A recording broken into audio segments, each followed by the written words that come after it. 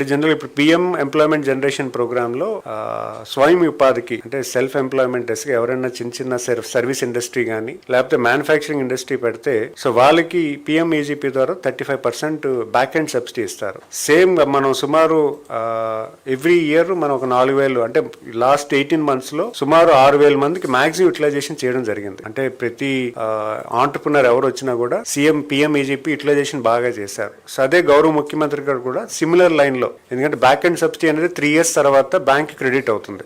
So ఈ 3 years లో కూడా వాళ్ళు ఈ ఇండస్ట్రీని సస్టైనబుల్ వేలో తీసుకువెళ్ళి దాని సబ్సిడీ ఇన్సెంటివ్ ఏదైతే ఉందో దాన్ని కూడా తీసుకునేదానికి ఆస్కారం ఉంటుంది. సో దానికోసం అని సీఎం గారు కూడా సిఎం ఈజీపీలో కూడా స్పెషల్ ఫోకస్ ఇచ్చి ఇయర్లీ కొంత బడ్జెట్ ఇచ్చి దానికి ఆంటర్ప్రినర్షిప్ అనేది పబ్లిక్ లో తీసుకెళ్ళమని చెప్పడం జరిగింది. జనరల్ గా పిఎం ఈజీపీలో 20 lakhs అనేది బడ్జెట్ ఉంటుంది. ఒక యూనిట్ కాస్ట్ 20 lakhs, మ్యానుఫ్యాక్చరింగ్ అయితే 30 lakhs ఉంది. సో సేమ్ గైడ్ లైన్స్ లో 20 lakhs సిఎం ఈజీపీలో, మ్యానుఫ్యాక్చరింగ్ కూడా 30 lakhs వరకు పెట్టాలనేది ఆలోచన. ఇవి కాకుండా అడిషనల్ గా 50 lakhs and 1 crore అబౌవ్ మనం సింగిల్ విండోలో అప్లై చేయించి మనకున్నటువంటి ఎంఎస్ఎంఈ ఇన్సెంటివ్ పాలసీ అప్లై అవుతుంది. సో చిన్న చిన్న సర్వీస్ ఇండస్ట్రీస్ జనరల్ గా ఈ మన గవర్నమెంట్ ఇన్సెంటివ్ మెథడ్ లో రాదు. సో ఈ పిఎం ఈజీపీలో ఈ సర్వీస్ ఇండస్ట్రీ కూడా కవర్ అవుతుంది. సేమ్ కాన్సెప్ట్ ని ఇక్కడ సిఎం ఈజీపీలో కూడా పెట్టమనేది ఒక ఆలోచన. సో దీనివల్ల ఆంటర్ప్రినర్షిప్ లోకి ఎక్కువ మంది వస్తారు. చిన్న చిన్న మైక్రో పరిశ్రమలు ఎవరైతే పెడుతున్నారో వాళ్ళకి ఈజీగా వాళ్ళ ఇన్సెంటివ్ అనేది ముందే గవర్నమెంట్ బ్యాంక్స్ లో డిపాజిట్ చేస్తుంది. బట్ అది